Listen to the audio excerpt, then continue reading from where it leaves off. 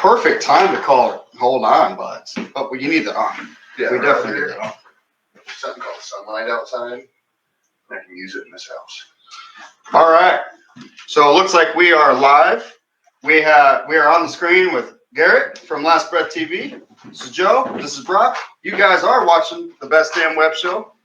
Today we're going to be talking about different topics. I'm going to quickly go over to Facebook real quick here. Would you mind getting on your phone real quick and make sure that we are truly indeed live? Well, you boys are live, buddy. Oh, we're live? Perfect. I'm looking at it right now. All right, good deal. So, well, there's a comment feed over here. Maybe comments will pop up here. Let's do a test comment here.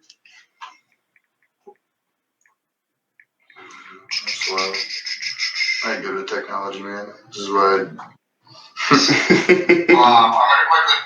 oh God, I can hear myself now. I don't want to watch this. All right, let's see here. Garrett, are you able to do a test comment on that post? Ooh, I will. Right now I'm sharing it to ours, so all our guys can check it out. Okay, yeah.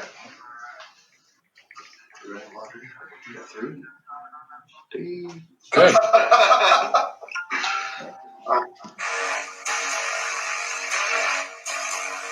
Isn't that the best damn intro music you've ever heard? That's what I thought. It's weird. I'm looking at myself. This is creeping me out. Let's get the party. Okay, all right, there it is. All right, let it get the party started. So looks like we got. I'm gonna pour myself a good cup here, guys. Check this out. Okay, I'm just gonna show this to the camera here because I think the coffee cup's funny. Is there anything in there other than Mountain Dew? No, out of beer. This guy's out of beer. I don't drink at all. Party foul. Well, I've got a koozie on, but helping out the farmers. Okay, so you do that beer tab thing too. That's an Illinois thing. No, I'm the only one that I know that knows how to do this. I have somebody else that does? Like 3 buddies that do that. I probably showed them. Probably should. That's what Trevor does. I've never met anybody else who can. All right, so let's go ahead and we're gonna get started off with some whitetail topics of how Last Breath guys, Garrett, and the rest of the crew, how they go ahead and get ready for the deer season and the upcoming season. So Garrett, when you're thinking of the upcoming season, like right now, let's think right now, what is your number one on the hunting to-do list? Well, I mean, as any obsessionist, hence Outdoor Obsession, knows, like there is no such thing as off season. So as I'll paint the picture from season end and then here to now, January comes and you get your last couple hunts in, you write off your season as a success or a learn. Maybe some way you take value away from it. February comes, you're looking at who made it, you're picking up sheds. March, April, and most of May are consumed by turkey hunting. And now we're end of May, July. At this point in time, we've sowed a majority of our spring food plots. So that's going to be if we're doing any frost seeding, overseeding on our clover plots we have existing. We're going to put in any new established clover plots that we're having. We put in about 4 acres of Whitetail Institute Imperial clover on a couple farms. That we're going to restart and establish kind of a regen. And then we put in any of our monocrops. So in this upcoming weekend, what we're going to be doing is really just food plot maintenance. So at this time, maybe some of those guys missed that window to plant before that big rain we had. You can get out there and you can sow in your last chance of those spring plots. Soil temperature is not too warm yet. You still have good semination and germination, but really, for us, we'll be out there spraying, making sure that we're having good germination. And really, now's the time of the year we're starting to kind of pick out trees. So we always take our stands down every year, too. I know some people do, some people don't. We do it for several reasons. One is stand longevity. They last way longer when you pull them down every year. Sure. It's also, I think it's made us a little bit better, honestly, at those spots. You always have those funnels or those areas, field entrances, whatever you want to hunt on. But by rehanging that stand, even if you move it one tree, boy, it can make a difference with the difference between a shot opportunity or not. And sometimes by taking that stand down and putting it back up, you realize, man, I was a rung, maybe a set of sticks too high or too short. And this next season, when you go to hang it, you find that sweet spot. Or maybe, last year you thought, man, I had a couple deer that backdoored me, and I don't want that to happen again. So I'm going to bounce to the east or the west or whatever. But as that early summer kind of sets in, we're not hanging stands yet. We're just kind of starting to think about it when we're out there doing some maintenance to our food plots and our trails and et cetera. Absolutely agree with you on that one. I know there's been a couple times. Well, for instance, the longest that I've ever hunted private land was on one particular parcel before it got sold, or we had to move a different set of timber or whatever. Was probably close to about 4 years. And the year that I was after this big deer, I nicknamed him Fingers. He was this huge, wide 8, looks like kind of like a mule deer almost, but he's a beautiful buck. But as he came in that day, and I only seen him for about maybe 15, 20 minutes, I realized, man, if I would have had that tree right there, I would have had my number 1 deer that I was after. And unfortunately, a couple days, about a week later, the neighbor ended up shooting him. So he got a beautiful, beautiful wide 8 point, and but I highly agree with that. I also think, so deer typically, they like, correct me if I'm wrong, but bed in the morning and feed at night. Kind of similar, but they're always checking bedding areas. But if we're just going in the beginning of the season and the dead last part of the season, their routes do change every now and then. As your deer get older, they pick different trails. As they get or the young ones, they might like this side of the farm a little bit better than this side.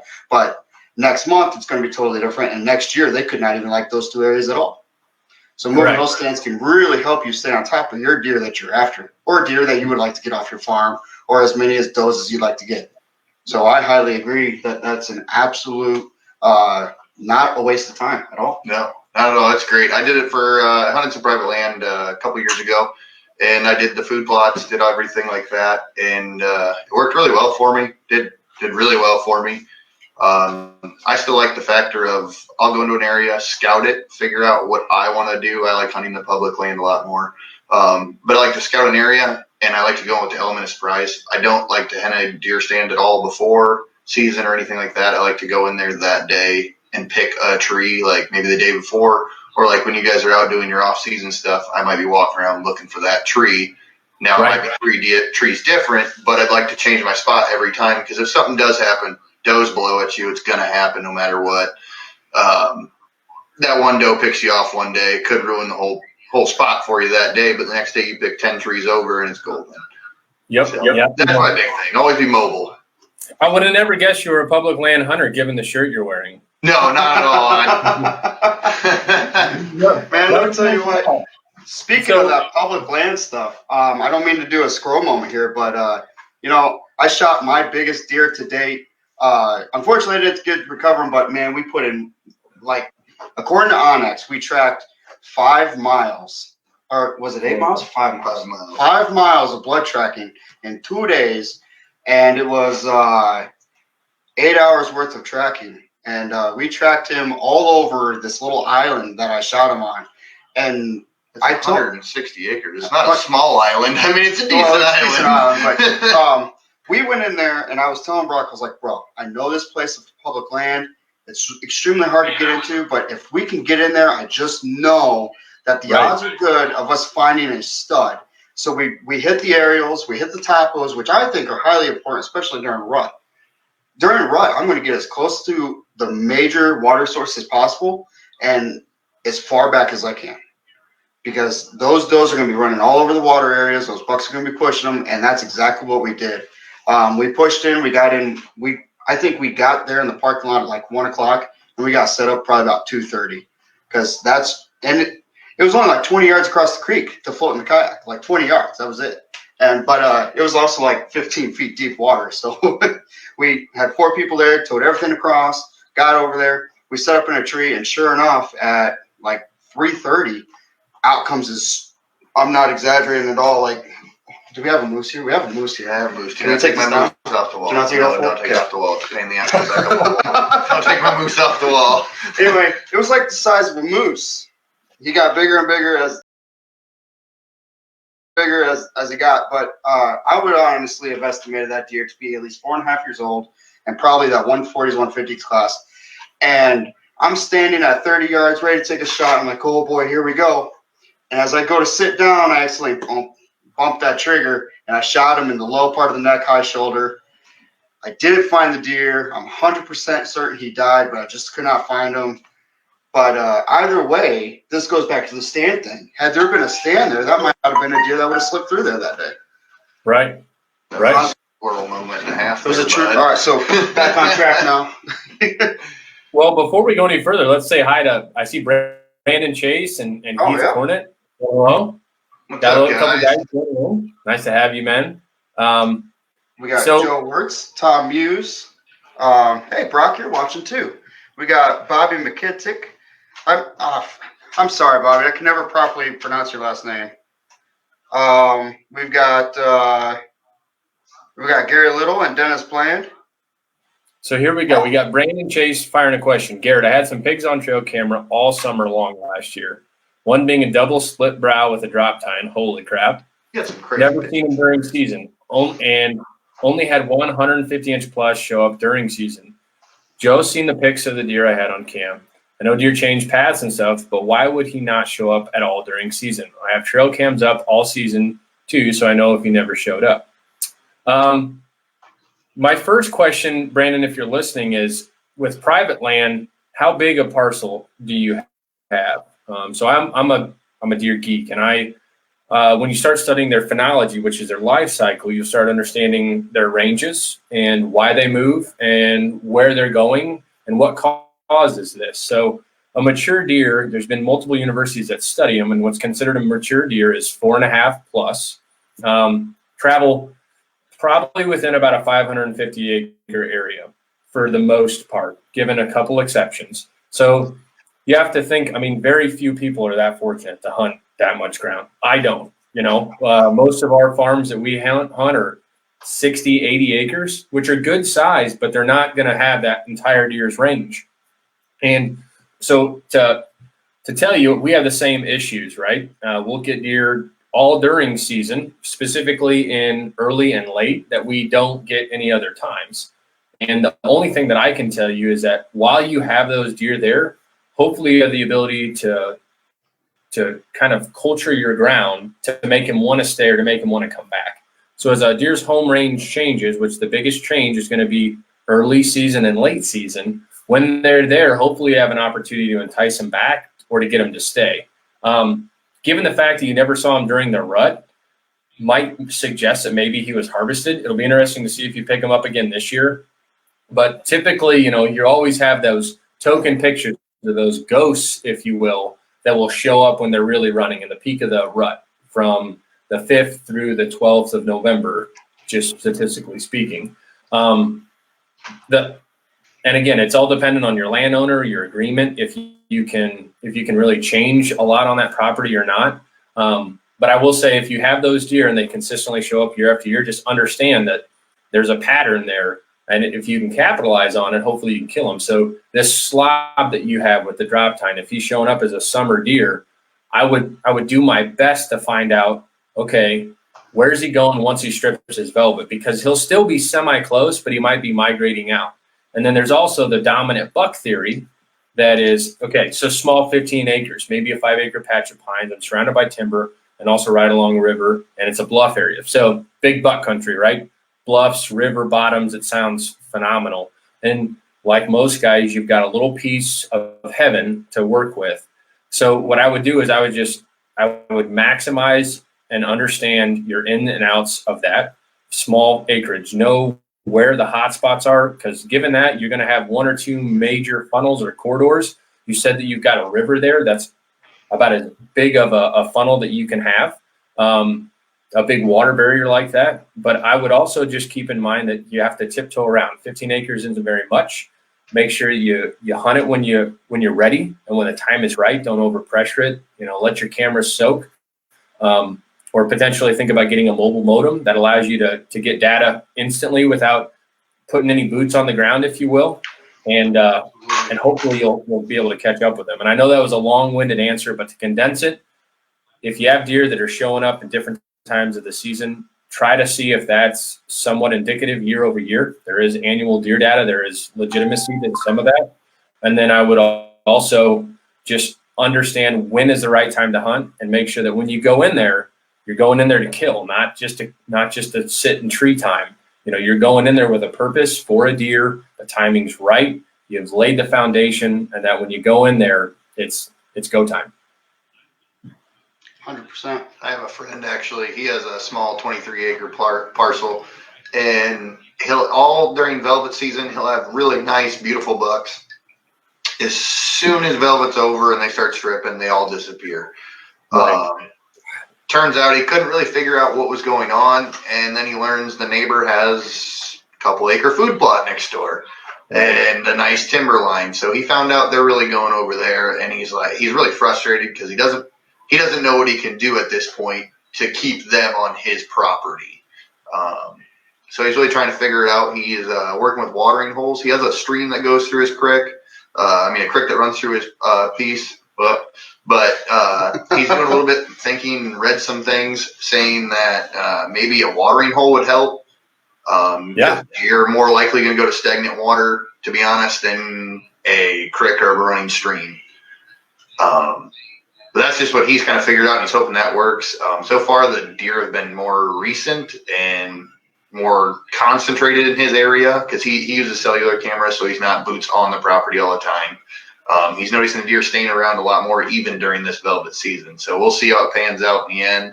But he thinks maybe just some watering holes, a couple small food plots from last year might keep a few of them at least. Looks like we got a comment from Paul. Oh, hold on here. Before I get to Paul's comment, Brandon Chase says, thank you. Only go out and swap out memory cards every 2 months or so. I'm hardly in there, and I definitely don't overpressure it because I have another private land spot and hunt public as well.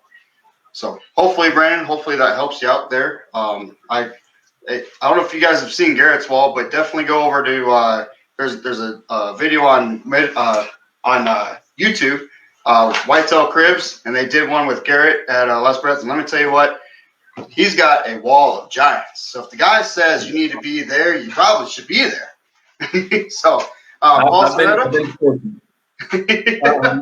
Paul, yeah, on top of what you said, Garrett, playing wind and access in and out, I have the same issue, or I have these issues on a small properties I hunt, 10 acres or less. So if the issue is the deer are there during different times of the year, that's a whole nother problem that we need to address. However, if the problem is access and understanding when to get in and out, that's different. So several years ago, mobile trail cameras hit the market. And to be honest, there's a small controversy there, right? Some guys think that it's too advanced. Some guys love it. I'm on the side that if it helps me kill my target deer and it's legal, like you bet, I'm using it. And mobile cameras have really helped me maximize when to get in there and when to hunt. Because those times when you have that consistency, whether it's over a scrape or a rub line, potentially late season when those deer are hitting food sources, you can get away and get kind of aggressive, to say, with your pressure or if you're wind, because you're going in there to kill them, not to alert them, not to give them a heads up. It's purposeful. So, Paul, to what you're saying, if you're having issues with deer per se in velvet but aren't there during hunting season, that's a really hard obstacle to overcome, just because deer are changing their areas. What you can do is you can, like I said, try to do as much as you can to your property there to make it more enticing. Even clearing a trail from your neighbors through you, just to give them a loop to run during the rut can help. Or something that's very, very underrated that takes little to no money, and most landowners are happy to let you do it, is like removal of invasive species or unvaluable trees. Mulberry trees, you look at a lot of your hackberry trees, a lot of your black locust trees, ash trees, these are very low value timber trees. Most landowners really won't mind if they're gone. If you remove them, you will increase your woody browse in that small parcel 10, 20 fold. Hedge tree is another one, very extremely low value tree. So if your landowner is okay with you increasing the value of their the value of their property, you can either kill those trees or completely remove them. And the regen in that area, you will immediately, that next year, probably see a huge spike in traffic just because of what you've done there to add to herbaceous growth. So something like that on a small 10-acre piece, if you have a conversation with your landowner and say, hey, you've got a lot of hedge, or you got a lot of hackberry, you've got a lot of black locust on your small parcel. There's no value in the logging operation. It adds no value to wildlife. Would you mind if I cut it for firewood? Or I can cut it down and you can use it for firewood. Some landowners are open to that, and boom, immediately you have probably tripled, quadrupled, or even more the amount of browse that's there. It becomes thick. You can create a bedding area subconsciously. You don't need to hinge to make bedding areas. That's a huge fad. You don't need to hinge trees to make a bedding area. So do that. And then if it's the flip side where, man, I have these deer that are on my cameras, but I just haven't been able to capitalize on them, I would think about investing into it. Man, you guys are popular. I'm saying, it's just blowing up in here. I would investing in a mobile trail camera, because that can tell you instantly when those deer are there. Set up a mock scrape line, put your mobile camera over it, and when you have that deer there 3 days in a row and it's right before light, that first cold front, boom, get in the stand and go kill that joker. Or if it's early November and you're getting that deer in there and it's even at night, that next weekend, that next weather front, I would be in there because he's there. And those are the two things that you can do on small parcels that might be able to help you. Real quick before we continue, so I agreed to screen record this entire deal and send it off to you guys so you guys can do with however you please. And I'm using the Bandicam deal. And yeah, every 10 minutes it's going to stop recording. So I got to stop and I got to record another one because I tried paying for it, but I can't pay for it while we're using it. That's wonderful. So I'm just going to hold up my hand real quick and just do a quick wave and get that, because I missed a little bit of our beginning and I missed a very short bit of it, but I'll just put up my hand real quick. I'll hit record again and I'll give you the good old thumbs up here and we can keep on rolling. But to kind of add to Garrett's on there, Paul, I'm not sure if you can do any kind of food plots on this property, but if you're able to, something else that really works with helping keep those deer there or wanting to go there is a screen plot. So I don't know if you've got a road going on, but I have used screen plots before. And I can tell you what, there is a night and day difference. Just having something, even if it's corn, go in and chop down the middle area of your corn and leave a wall up and have one gateway coming in. You have now created a secret, or not a secret, but a safe way funnel. And if you can be in the stand before they are, and if that deer showed up at 6 o'clock in the morning, get there at 3 o'clock in the morning, man, and just post up and get ready. I've done it before, just to better my odds. And some days it works, some days it doesn't. But if that deer is coming around at that time, and he's coming in the morning, and you got that screen plot, just like what Garrett said with all the invasive stuff, that could be the night and day difference. And I can honestly say the deer movement, whenever you're in a screened plot as opposed to just a regular plot, it truly is a night and day difference. So you can watch any video or you can see it for yourself. But if you got like a wide open cornfield and you get those deer that are getting ready to come in and they come right up to the edge and bam, stop. And they sit there and they listen, they look around, see what the other deer are doing, and then they proceed in there.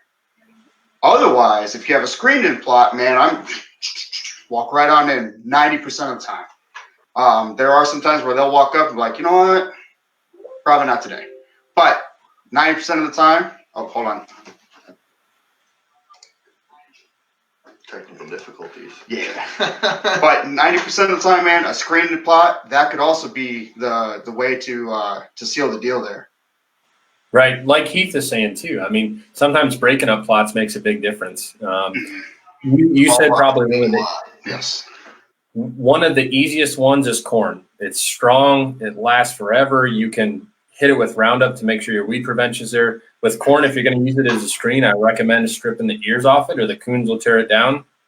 Another great option for a budget-friendly screen is Egyptian wheat.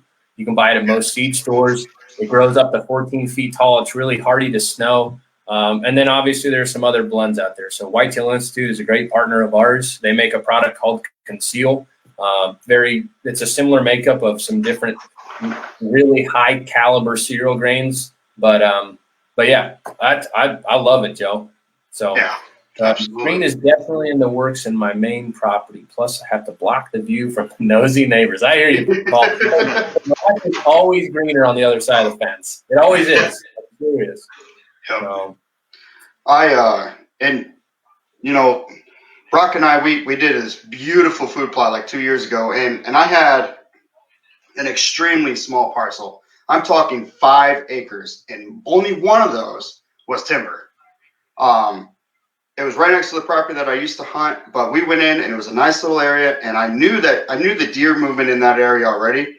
But in order for the deer to actually want to go to the other side of the fence where I used to be before it was sold, they had to make it through the dogs, they had to make it through the chickens, and they had to make it across the road. Well, 99% of the time, unless it was rut, they didn't care. They didn't want to do that. But when we put in that food plot, we had 10 times the amount of deer movement than we did if we just would have left it alone. And what was really nice is we were kind of like wrapped around by these trees. Then we had a cornfield over off on the other side. I'm going to try. It's all reverse, man. So I'm trying to throw which way my hands here. Left is right, right is left. You did it the smart way. You can't see his hands. His hands are probably going crazy right now. It's like, but you know, it honestly worked 10 times better. So hunting small parcels, even though they can be a bit of a challenge, I'm going to tell you what, anytime that I shoot a deer on anything that we do, that is a victory right there. But small parcel challenges, man, they can be challenging, but don't let them be overwhelming. You just gotta think a little bit smaller and try to figure out how you're gonna funnel it right to the spot that you're at. And that kind of goes with I hunt, like I said, a lot of public. I actually target the smaller areas. A lot of people overlook those just because, like, oh, they're small areas, there's not going to be deer. Let's go to the one that's 1,000 acres. Most of the time, that works. Sometimes it's better off to be in a small area. I've seen a lot of nice 120s, 130s bucks on public land just cruising by in the midday, just no cares in the world because people just walk by it all the time. You might have 1 or 2 guys that hunt a little like 40-acre plot, but there's 100 other guys driving by it, and it works out most of the time. And that's most public land's not going to have your food plots, stuff like that in it. Some of them do, not a lot of the smaller ones, but even then, you still have a lot of deer activity because of the low pressure. right, absolutely. So he says, "Oh, go ahead. I'm sorry. Go ahead." Well, I was going to say, I am not a public land grinder. I'll tell you that right now. I had to hunt public land in Wisconsin when I went to college. It's the hardest hunting I'd ever done. And they, big parcels, they put in food plots, and all that did was attract hunters, not deer. I found out that when I hunted those, like I made sure to stay away from the left alone, set aside corn or beans or whatever, because that's where all your quote unquote competition, your other hunters are going to go right there. Yeah. So there's a saying when it comes to public land: don't hunt the deer, hunt the people. Yeah. So you're going to end up going, like, if like you said, there's been a couple spots that we went to last year where there was a stand every 15 yards all the way around this place. And because it's on an open field. Now, mind you, there was a crap ton of activity, but you can easily tell this is nocturnal activity because this much people pressure. Right.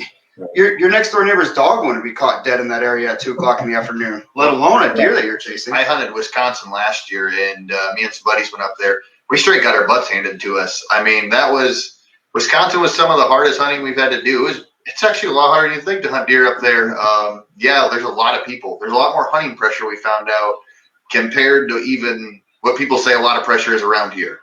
There's 4 times as much pressure in Wisconsin, and we went up right at the beginning of the season. We were like, okay, maybe second week of opening, it won't be as busy. Man, them guys have a lot of vacation time in their time. I'm fairly positive. Well, here's how you can tell Wisconsin is a bigger hunting state. I mean, Iowa and Illinois, we are smack dab in the beautiful, like, we grow moose for whitetails.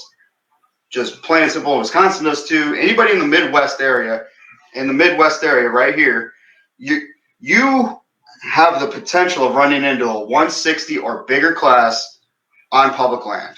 But in Wisconsin, man, when we went up to Wisconsin to go hunt, we rolled into McDonald's, and there's a freaking moose head above the register. There's fox in the rafters. You come up to this McDonald's like, hey, how can I help you? But yeah, you got this freaking got this freaking moose. Can you take me hunting with you in Iowa? Where are you seeing all these 160s at every time you go, man? I need to go with this guy on public land. I let him walk, buddy. I'm a 400-inch deer minimum. Darn. I let those little ones for you, man. So Heath says, play the wind. Make sure you know your entrance and exits per the wind. Absolutely agree. You are leaving scent in as you go in, and you are leaving scent as you go out. So I don't know about you, Garrett, but I definitely keep my our scent partner in business because I spray 5 times a day, man. Dude, we'll be sitting there and Brock, he's like on the backside of the tree. All of a sudden, I'm like, he's like, what are you doing? Dude, he's scenting, man. He goes, why? We've been sitting here for like 2 hours. I'm like, just because it works. I take a different approach on it. I'm a milkweed guy. And honestly, when I use our scent, and the only thing I really push on our scent is I don't believe as much in my clothes, spraying down my clothes. I spray my boots more or less. My boots are the things from my knee down. That's what's going to be walking. That's what's going to be in the woods. My upper body, as long as I'm playing the wind and being smart with my decisions, that deer won't even know I'm there. Man, I agree with both of you, but definitely resonate with you, Brock. You know, as I am a scent guru too. Don't get me wrong, Joe. Like, you know, I literally have a separate washer and dryer just for my hunting garments. I mean, dude, I'm joking. He's got the legit. My wife wouldn't let me do that. My wife would shut that down so quick. Is hunting garments and unscented, no UV brightener detergent. Seriously, like, I'm that crazy. It's 100% worth it. Like the other day, when we got, you guys had a killer turkey season, by the way. And I mean, I tried to replicate. I watched some of your guys' turkey reaping stuff. Dude, and I tried to replicate that. Unfortunately, this guy is 0-6 for turkeys, and that means 6 seasons, not 6 days, 6 seasons on turkeys. But I tried to replicate that. A buddy of mine said, dude, I got a Jake umbrella. I'm like, dibs. So I tried it. Unfortunately, I didn't.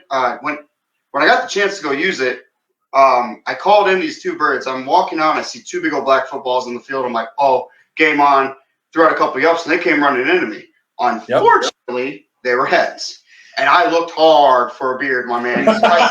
Hair sticking out. Do you know how hard it is to sit there with your 1187 just chilling, and you're like freestanding in the grass lane, you're in a ghillie suit, the decoys are on your back, you're sitting there and you're watching their little just cluck, cluck, putt, putt, just in front of you at 5 feet, and not just go, you know what? Boom. Hey, like old Rhett Daniels said, dude, if the trigger's gold, the bird will roll. That's right. No, if the trigger's gold. Yeah. So, but anyway, what I was trying to go with that was, you lost it. It was gone. What? Oh, wow. All right. Hunting clothing. So I catch my wife. She's in the laundry room. Okay, babe, what are you doing? And I look down, and there is an excessive amount of camel in the basket. I'm like, where did that come from? And she goes, it's our hunting clothes, yours and mine. I washed them. You did what? I'm like, she goes, well, I had mud on my pants, and I'm like, no. And I'm like, those are seasoned. Yeah. You got to throw those in. I was like, what'd you wash them with? And she goes, well, I just figured I could just wash them with regular stuff. Now, mind you, she's a rookie, and she's learning. Right. I love my wife, and she's learning, and I can't wait for the day that I watch her draw on a beast and just let him have it. But, oh, I almost had a heart attack that day. I was like, you got, oh, God, we need to take these outside, find some mud, and just rinse them in mud. You're dedicated, man. Dude. I give you that. I pump gas in my hunting clothes, man. Dude, I can't do it, man. I was like, oh, no. I mean, it cannot. Wow, this is, all right. We need to get that paid for, my guy, after this is taken. All right, so go ahead. I agree. It cannot hurt at all. Like, if the more scent-free you are, it will not at all negatively affect your hunt. But as I've matured, I do think what you were saying, Brock, play the wind, because what I found, like, what was most frustrating is I go through all these checklists, these protocols to be as scent-free as you can. Like, don't wear cologne, perfume, unscented showers for the entire season, right? And then all this just to have a deer wind you again. It's like, man, I cannot do anything more to be scent-free. Yes. So it's like a lesson of hard knocks. You know, being as scent free as you can, it will never, ever, ever negatively affect you. But they're gonna win, dude. Deer are smart creatures. They're creatures of Yeah. habit, but they're very smart. Agreed. and what you said, Brock, I agree with to the nth degree. Your boots are the only thing that will 100% always touch ground. You can walk through trails and move through brush and make sure you don't brush anything, but your boots, they're leaving a DNA biological footprint, pun intended, of exactly where you've been. So our boots are our most coveted things that we do to be scent free. And man, we've tried everything. We've stepped on apples at the truck. We've stepped through cow pies. We've made sure to dig mud into the treads, and so on and so forth. And I think the biggest thing is just to be conscious of what you do with your boots. Don't use your hunting boots to pour concrete in the summer. Don't use your hunting boots to do chores. Those need to be really special and sacred. And then, we have a dress in the field policy. I don't care if it's beautiful, 60 and sunny, or if it's 15 degrees and to 8 inches of snow. We're in our base layers, getting the clothes on outside, pulling on our boots that were in the back of the truck. We do that in every public land parking lot. I mean, we pulled up one day last year. It depends sometimes. Most of the time, I mean, if it's 3 o'clock in the morning, I got a good drive in front of me. Brian's probably going to put his clothes on. He's going to drive there. He's going to eat his McDonald's breakfast. He's going to use his milkweed all the way to where he's going to set up for the day. Brandon Chip asked, Garrett, is a drag line good to use or no? Again, I can just tell you from my experience, we do not use any scents on ourselves or put any drags out. And the reason being is you go through all of these measures to be as invisible as possible, and then you lay like a streak of paint all the way right to where you're sitting. It almost feels counterproductive. And more times than not, unless you have a really quality scent, I found that it's a deterrent more than an attractant, especially to the deer that you're probably wanting to target. And the reason being is that there's just scent is so widely available, and there's nothing wrong with that. And some hunters have had great success with it. Just make sure you make note of exactly what you use, because that might be the right flavor for your area. But just keep in mind, maybe your neighbor, which your neighbor could be 20 acres away or 200 acres away, deer travels a long way. If that deer had a really bad experience with a scent drag, maybe that same scent, because the prolific brands are almost everywhere, he could hit that on your farm and be like, whoa, last time I followed this, I almost got shot. I'm not doing that again. So when we use scents, when we use scents, we have a ton of success with mock scrapes. I use that, and I've killed lots of nice deer over it. Grant has done, our whole team has. We have a lot of success with mock scrapes in that late October time frame, and that's when we use it. Condition those deer to an area not to you. Don't make it something out of normal. Start this scrape, September, end of September-ish, and when that time is right, you can go in there and kill them. But we do not do scent drags. I don't know if you guys have had luck doing it or not, but I have. Grant and I have done everything. I've got a lot of success. You do? With scent drags. Yeah. But the way that I like to do my scent drag is, what a lot of people don't understand is a drag, just like you said, Garrett, can and might even screw you. Scents can screw you if you don't use them right, or if you're overusing them, or like you said, your neighbor just, did this and it screwed it over. When I'm using a drag, I never go right to my tree and then go set it up. I always okay, if I'm going here, I'm going to drag around, because more than likely what's going to happen is if the drag works, the deer is going to follow that drag. I don't want her or him to fall right to my tree to where it's right above me, because now I'm just away from startling that deer. I want it to go around my tree and come in, just kind of like a decoy setup. I want it to come in, and I'm going to have the best possible shot chance right then and there. So using your drag, if you're going to use a drag, you got to use it correctly, because if you do it wrong, you can screw yourself unwillingly and unknowingly, and that may or may not be the chance that you get to take that deer or not.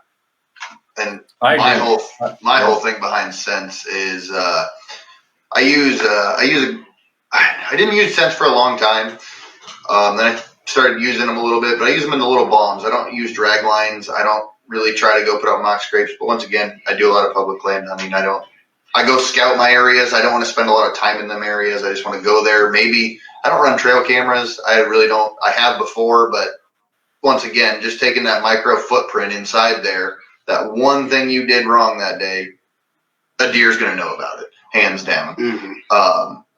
I use some little scent bombs, but I move around a lot. So I might hang them out in the 30-yard perimeter just to put that smell out. Now, if it does, it's a public land deer. Public land deers have encountered more than any other deer in anywhere. Yeah. I mean, they get hunted hard.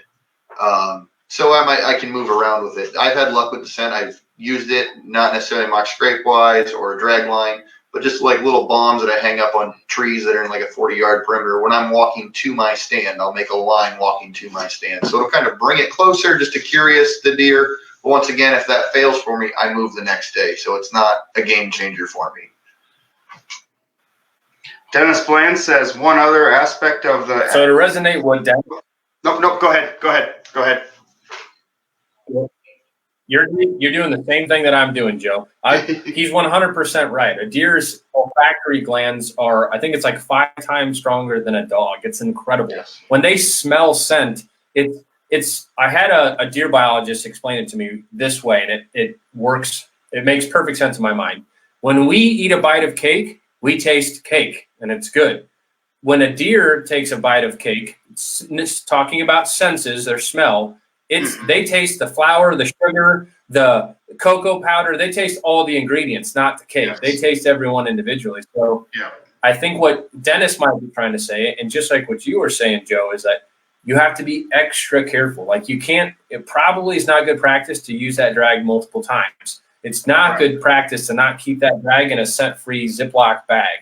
Like whatever that drag touches, it's picking up scent and laying it back down. So I think what Dennis is saying is make sure your scent is quality, make sure your drag is quality and clean, and then you gotta be real ginger about that. Don't grab it, when you put your scent in there, because now your hand scents are on the drag, but you're dragging with the deer scent. Right. You've had a lot of success with them, Joe, so I don't got to tell you anything you haven't learned. I mean, but you're absolutely correct. When you're using, so we use wild oak whitetails for ours. And I'll tell you why I think we get the most success out of that is I literally call up Corey and I'm like, bro, I need a doe and I need a buck. And he's going, I'll see you in 24 hours, man. And he goes, and the freaking deer walk into the stall one at a time. He closes the door and he comes up 24 hours later and says, here you go. And I mean, it's fresh and it's what our deer in the Midwest eat. They've got that diet. And they're not tampered with, and they're completely tame. I mean, he can literally go up there, and she comes right on up. He pets her. She's all cool, and they like to go in the pen because they get the better food in the pen.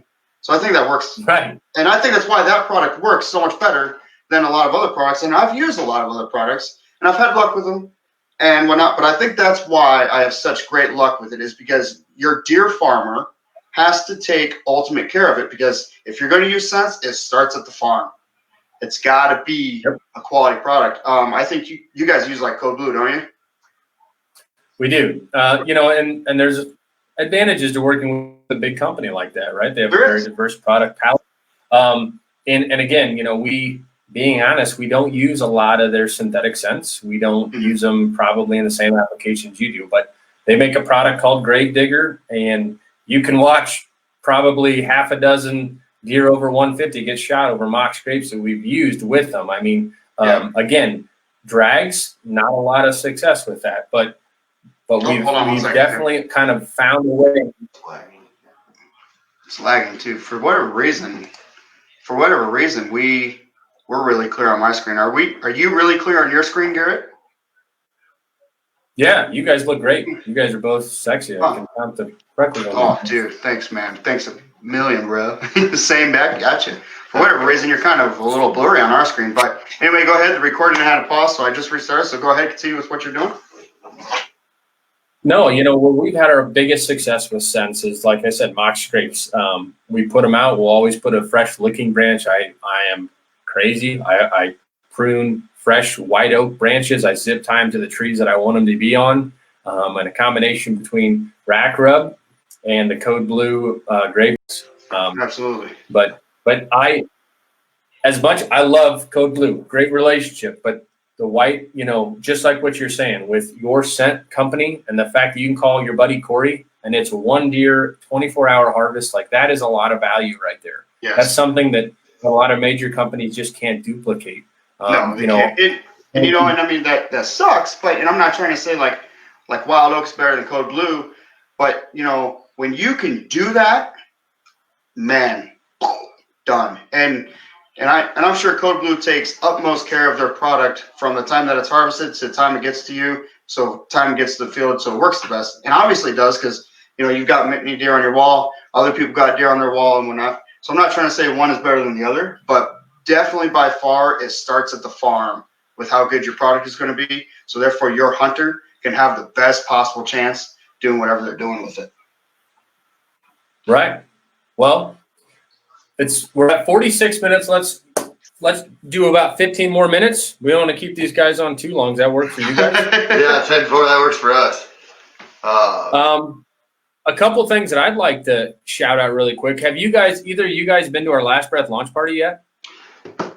Didn't you go last year? Or you went to a launch party last year? I didn't get a chance to. I ended up having to work, and I felt more than crappy about it. I really did. I was like, dude, the guy's got a launch party. I could go. And I had to work. Hey, man, it's fine. We've kind of outgrown our old venue. We used to host it in Galesburg at the Orpheum, but Sure. This year it's going to be at the Adler Theater in Davenport on August 14th. So I just want to let everybody know that, man, it is completely free. So it literally costs you nothing. We supply beer that night. We have a free deer show. We give out, I don't even know how to quantify how much gear. Tree stands, camo, broadheads, trail cameras, ground blinds. I mean, the list goes on and on. It's a great time. We're having an after party at Front Street Brewery. I just want to invite both of you guys and anybody else. It is a crazy time. Like last year, we had about 1,900 people there. Oh, wow. It's electric. I mean, you get about 2,000 deer hunting, gun loving, God fearing, good old boys. Right? How can they? Hunt film. Do you guys? I take it that you guys have this information on your website for your launch party as well. Yep. You can check out our website, any of our social platforms. Go ahead. Yep. So if any of you guys are like, man, when was that, free beer party, free launch party kind of deal? You guys make sure you guys head on over to, Garrett, correct me if I'm wrong on this, lastbreathtv.com. I think we're lagging. Yes, lastbreathmedia.com, lastbreathtv.com. There you go. Or Google Last Breath TV, and it'll take you right to it. And you guys, I have seen them advertise this launch party, and I've seen hints of it and whatnot on social media. He's not lying. This is a huge party that you guys definitely want to go hit up. It's not something to be missed at all, not whatsoever. And plus, we'll be there hanging out with them too. Might as well. Let's go. Yes.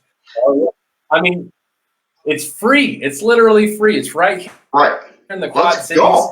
We've got a room block with Radisson. So if you guys want to stay and get a little rowdy, I'm staying at the Radisson just because I know that I tend to overindulge with the guys at the after party. We have a deer show there. I could do that.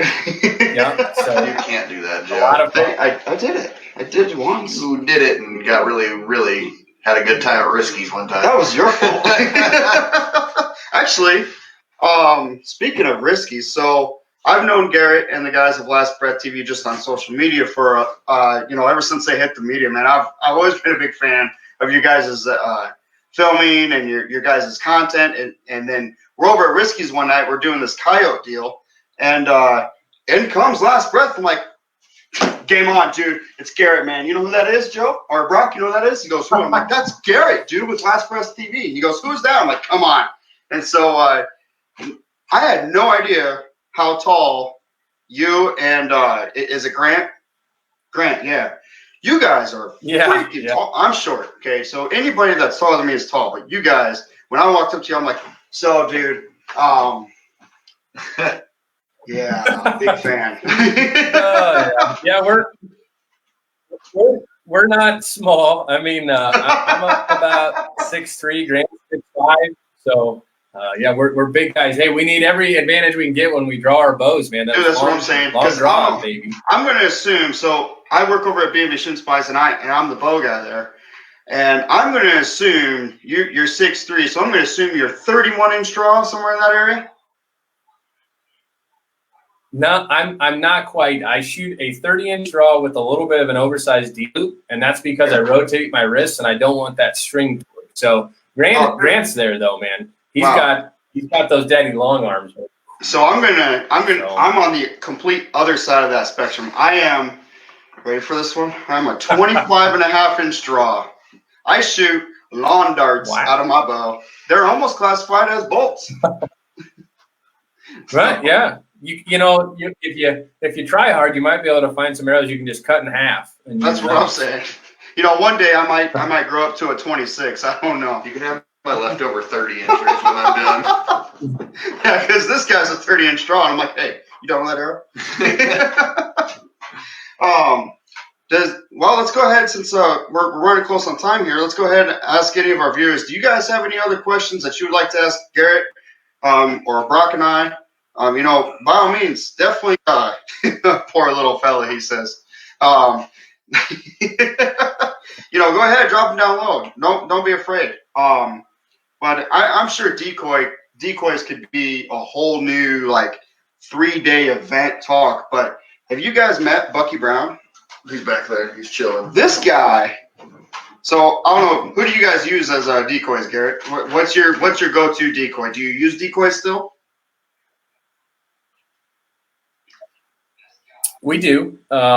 Decoys are something that, again, it's probably 5 hunts out of the year that we use. It takes a special time, the right deer, and we actually use a Dave Smith decoy. It's bought and paid for. You know, we're not endorsed by them. They're expensive. They work well. Here's what I'm going to say is that I don't think we would hunt with decoys if there wasn't 2 of us, because it is, I mean, when you take a decoy in with you, you don't realize they're not heavy. They're just awkward. It's like carrying a person that weighs 15 pounds. So you've got your bow and hunting pack and wrap around. You've got all your standing gear. How the hell would you carry it all in? So, you know, the way we always hunt tandem because we have a cameraman with us. And so one of us is humping the decoy and the other one's got everything else. Right.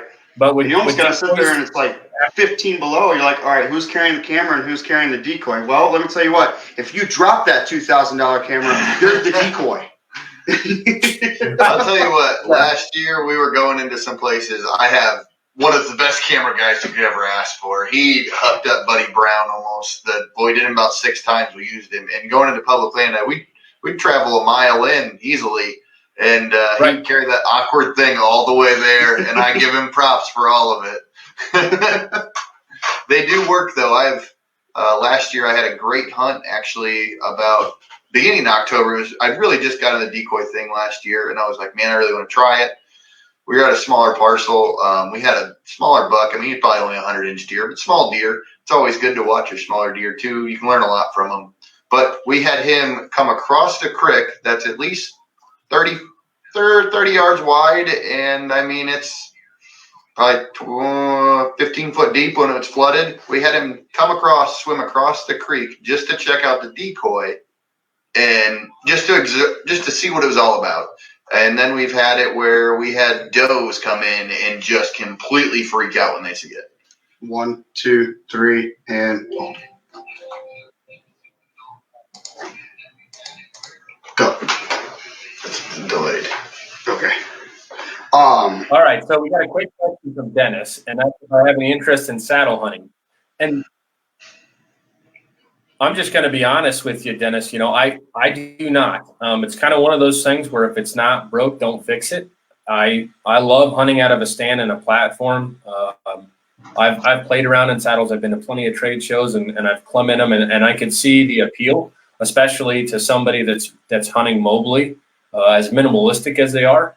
But I just I like the stand. It's something I know I can hang one really quick. We always see the appeal, especially to somebody that's hunting mobily, as minimalistic as they are.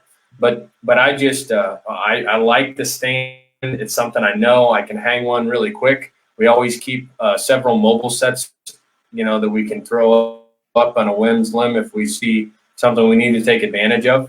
So I don't do the saddle. Nothing wrong with the guys that do. That's awesome if you hunt out of one, but I'm going to stick to what I know.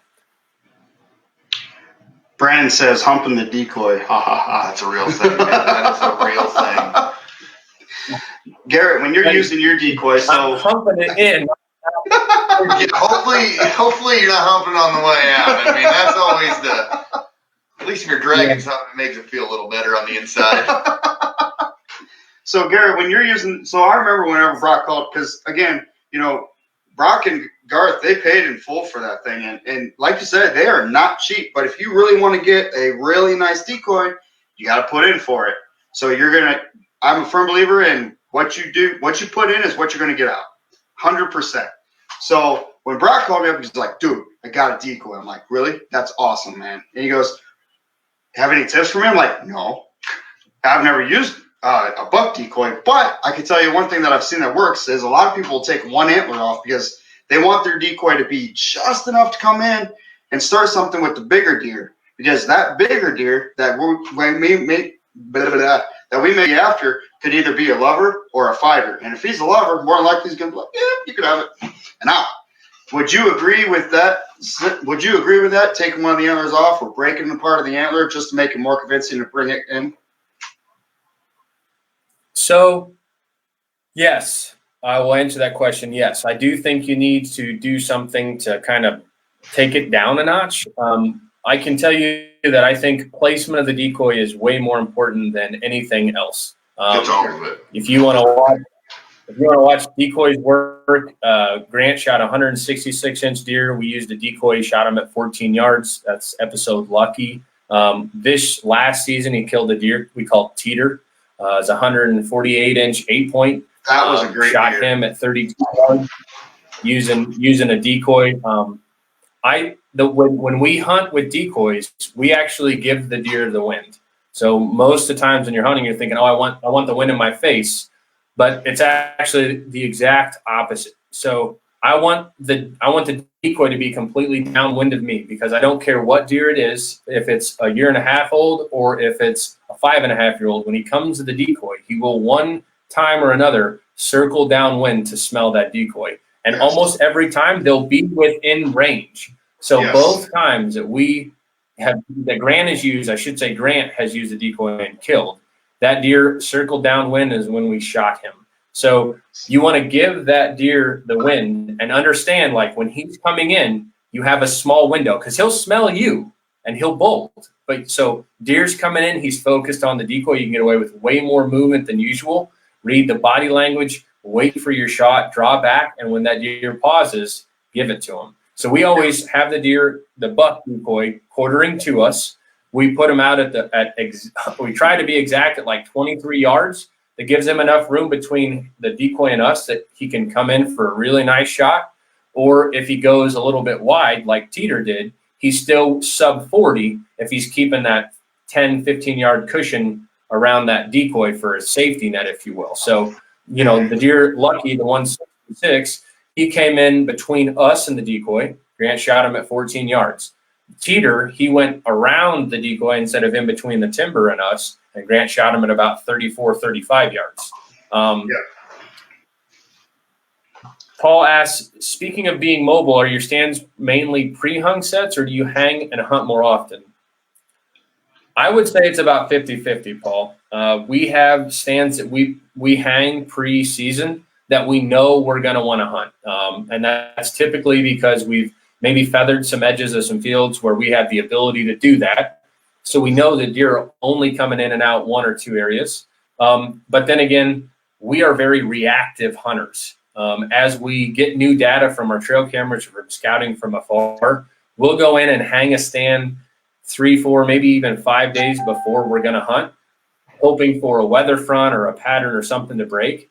We hunt it to plan for a certain wind, a specific time, and we'll go do it. But we very rarely do a go in, hang it, and then hunt it. Given what we do with the show and all the gear that we take, it would be very cumbersome to pack in 2 stands, a camera arm, the bow, your hunting packs, the camera equipment, and try to get that all assembled and up the same day. I mean, you guys, you know it, man. When you guys hunt public, you're doing it. We're doing all of that, dude. And like, you go in and you're like, dude, told you to get that other stand. Why? It's 6.7 pounds. How heavy is the other one? 7. Yeah, seriously, man. It's 100%. So we try to hang stands reactive. Yeah, you know, and I'd say we do hang, and we're moving our stands as the year goes. I mean, shoot, this last year, I bet we moved sets 15 times, and that's not an exaggeration. You know, as we see something, we'll strip it down, we'll move it, and then plan to hunt it on the next weather front or the weekend or next time we have off. But I think being reactive and being proactive and understanding what those 2 words mean as a hunter will make you super successful. Literally, the definition of insanity is doing the same thing over and over again and expecting different results. If you're sitting in the same stand that you've hunted for 6 years and you're not killing the deer you want to do, go move. Find out where you need to be. 100%. So my big thing is like being on public. You want to be mobile. You want to be light. You're never going to hang. My biggest thing is I never hang in the same tree, no matter what. Even if I have an amazing hunt, great hunt, I will not hang in that tree the next time. I might go 4 or 5 or 10, 20 yards over. It all depends on just how I'm feeling. I put my time into that area, see where the deer, why they're coming through there. That's your biggest thing with me hunting public is why is the deer in that area? And then my job is to break it down and figure out how I can hang around that. The lighter I can be, the better. I use small sticks and I use aiders. And this year I'm really getting into the saddle hunting. For me, it was really hard to kind of get entered into it because of the whole shooting aspect of it. I completely agree with where you're at saying about the deer stand. I'll always have a love for my deer stand, to hang a deer stand. I can do it in a good amount of time. It's just really comfortable for me. I don't know if it's because I'm a taller guy or what, but it just feels comfortable. But the saddle, I've learned to start adapting to it, and being that aspect that I'm always on the move, it is way better quality. Let's go ahead and we'll go. We're running out of time here, but I want to, Garrett, I'll go ahead and let you answer Michael Moore's question here. He says, what are some of your entry and exit strategies for different stands? Well, you know, our stands vary, right? You've got field entrances, you've got transitions, you've got funnels, you've got bedding areas. Each one takes a different particular sets of steps that you need to do to make sure you're getting in and out the right way. Some small tricks or tips that you can do is simple as it sounds, rake some of your paths. And it only needs to be maybe the last 50, 60 yards, that nice quiet entry and exit.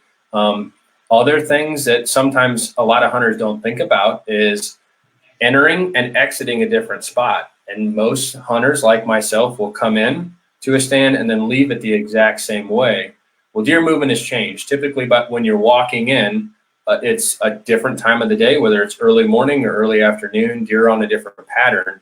And when you leave, whether it's in the evening or the middle of the day, you know, maybe those deer are coming out of bedding or they're into bedding. You didn't quite kill them, but you got to kind of sometimes take that into consideration. Maybe that means when you're exiting, you make a bigger loop, or maybe it means you exit to the hard road and then walk back to your truck on the road.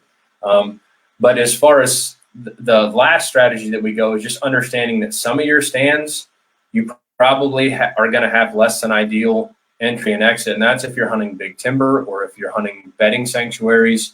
You know, those are the stands that you go in, again, with that purpose. Instead of hunting that stand 10 different times, you're hunting it 2 different times. But those 2 times, you have an incredible good chance of killing that deer. So you get in early, you tiptoe. You don't make a little, you know, a lot of noise. You're just taking your time. You guys know it. I mean, shoot, Brock has said 1 and 3 in the morning multiple times. Go ahead. And go. But that's what I would say. You know, a little bit of trail maintenance goes a long way to getting in and out. sometimes thinking about a different exit strategy than your entrance strategy can make a difference. And then also just understanding that some of those stands you hang for a certain time and that you're going in there with a purpose, and that purpose is to harvest. So hopefully on your way out, you don't care because you're dragging that joker and it feels really good. But absolutely. On what Brandon Joe was saying, dude, Joe, thanks for the invite. I had a ton of fun. I appreciate you guys having me. I appreciate you coming on, man. I truly do. This was amazing, and you know, I want to thank you, Garrett, because you know, like I said before, Logan and I tested this out a couple weeks ago. But you are our very first episode for On the Screen series, and you know, I hope you guys can come back one day because we would love to have you, and we can't wait for your launch party. Brandon Chase says, thanks, Joe, Brock, and Garrett. You guys are amazing, knowledgeable, and entertaining episode, live feed. You know, we're glad everybody had a great time. I had a great time. Brock had a great time. Garrett had a great time. This has been absolutely amazing. We definitely look forward to doing this. I think I would love. You guys need to come onto our Huntcast. So you guys are local. I mean, our studio for the Huntcast is in Sherrard. Sometime in the near future. We got to have you come on down. Dude, get you on. We'll record a podcast. It'll be awesome. Seriously. Dude, absolutely 100% down for that. No doubt. And I'll bring beer. I will bring beer. If that's all right. But, oh, yeah. Absolutely. So, absolutely love it. So make sure you guys look forward to that. One quick shout out. Make sure you guys head on over to our Outdoorsobsessions page tomorrow at 7:30. Well, you know what? I'm not going to say a time. I'm going to give a time because I'm very busy at work with everything that's going on, unfortunately, in the world. But it makes me a very busy man what I do. However, tomorrow is going to be the live drawing for that lucky saddle hunter. So OAO, Outdoor Adventure Outfitters, giving away a saddle. Make sure you guys head on over to our page, check out who that is. If you're not entered, get over to our YouTube channel right now and comment down on it so you can be in it. This video, everything that we talked about, is going to be live or is going to be uploaded to YouTube tomorrow, and totally unedited. So if you heard Brock fart, me fart, Garrett fart, it's on there, and we're going to be on there. There was a couple choppy moments, and I do apologize for whatever reason.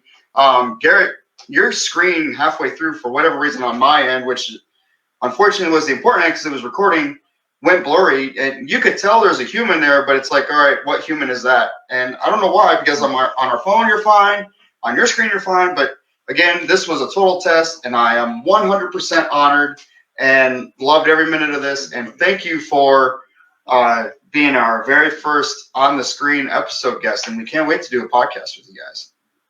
Heck yeah! I'm proud I got to pop your cherries. Are you kidding me? Heck yeah! Absolutely. So yeah, we will. I'll shoot you a text after we get done. We'll set up a date. We'll have you guys out. We'll do a podcast. We'll drink some beers, have a good time. Dude, absolutely. And I'm looking forward to watching the rest of these segments. So on that, absolutely. I think I'll sign out. I want to tell everybody who's listening, be safe. I know it's crazy out there. This will blow over. Don't get caught in some of that crazy stuff. We won't get into politics. But other than that, be safe, hunt hard, hunt smart. And you guys, I'll talk to you soon, okay? Absolutely. So, everybody, thank you for watching the Best Damn Web Show. Joe, Brock, Garrett, peace!